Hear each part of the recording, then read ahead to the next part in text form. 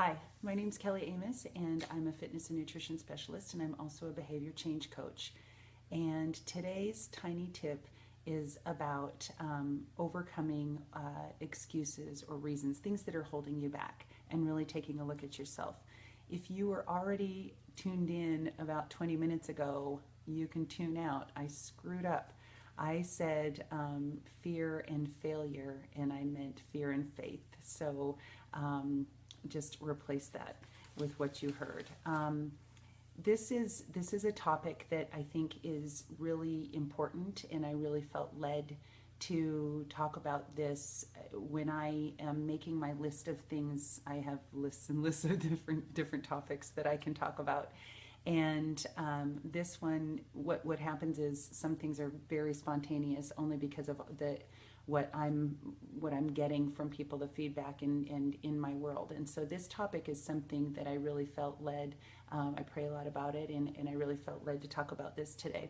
So we all are faced with different obstacles, and I want you to think right now. Although that my premise here, my platform is wellness, but you can apply this to anything, whether it's eating or exercise, your health, or a job, career, family, relationship, whatever it is. But when you have something that you desire, when you want to achieve a goal, then we all have obstacles and resistance coming at us. And the thing is, and faith, fear and faith cannot coexist. They can't live in the same heart. One is going to win over the other.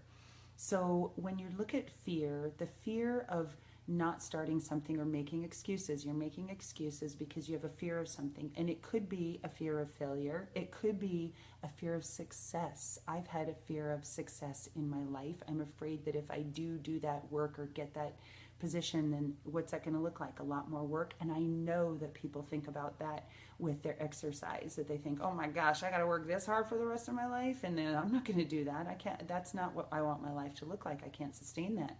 Whereas we don't see that we grow with it. We evolve into whatever it is that we're doing, and actually getting this makes things actually easier in a lot of areas. It could be a fear of quitting, and then people are going to call you a quitter. They're going to think you're a quitter. So it's other people's perceptions of you that hold you back. So there are two things that I want you to think about, or I'm going to suggest that you think about. And this is going to take a little bit of time, so you want to write them down. And the first one, to just think about when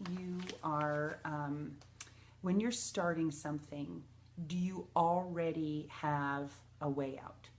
So when you're starting something new, or whether it's an exercise program or new eating or career or whatever, you're going to start something new.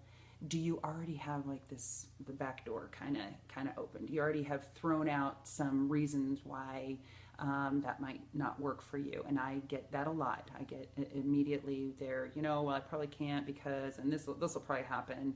And so are you already creating your reasons, your excuses? Or do you not start because of your excuses? Are you not starting because you're going to have family in town? Are you not starting because the holidays are coming up? Are you not starting because you're going to be traveling? Are you not starting because the kids are going to be starting something? Are you not starting things because all these excuses? So and the second thing I want you to think about is, how do you compare yourself to others? And that's going back to, again, obstacles and resistance. Both of these are actually. But how do you compare yourself to others? Do you compare yourself in a positive way or in a negative way? So when you see somebody that has achieved something that you want, do you look at them and look, okay, how did they do that? Because I want to learn from them. I want to see what the things that they were doing. Maybe I can't do it exactly that way. Maybe I'll just pick out little parts. And I see that multiple people that have been in my similar situation, and they have done it. What have they done? How did they do that? So you learn from them. That's a positive approach to comparing to others, is learning from them, or striving to do those things. If you want to run faster, run with faster people. The other way to look at it is through more the negative side, is comparing that, well, that person, they can do it because they have all these special gifts, because they're in a position to do this, because they were born into that, whether that's, and that might be genetics. So, and what brought this to mind for me today, and one of the reasons I want to use it as an example is, the somebody commented to me about a group of people that were talking about wanting to have, wish they had a body like mine. And then the comment about, I have good genes, that it's genes. Well, I'm going to be 49 in 3 weeks, and I have been exercising regularly and eating healthy since I was in grad school. And so it's not genes, there's no gene for behavior choice.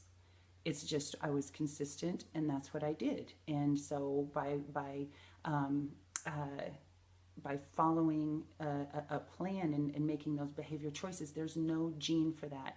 So if you're comparing yourself to others that they can do that because genetically they're inclined, the only thing, I mean, as far as genetics, just realize your potential, and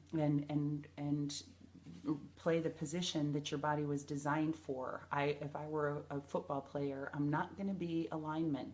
I'm going to be a running back. But I'm going to realize my potential through how I use my body. So, so writing these things down and really looking at what is your approach to this? Are you making excuses? And what are the reasons that you are not achieving? What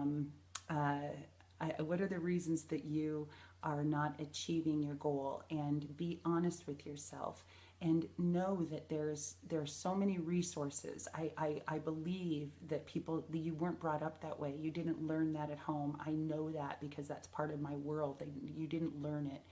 But not learning is it can't be an excuse in today's day and age. And there are resources for you, and I'm one of them. So, and this whole, every Tiny Health Tips, that's what I'm about. It's Tiny Health Tips, and it's no sugarcoating with Kelly. We got to cut through the BS, and we got to do some little things so that we can get you on track. And that's the way to achieve your goal, by controlling what you can control, which is your effort and your attitude.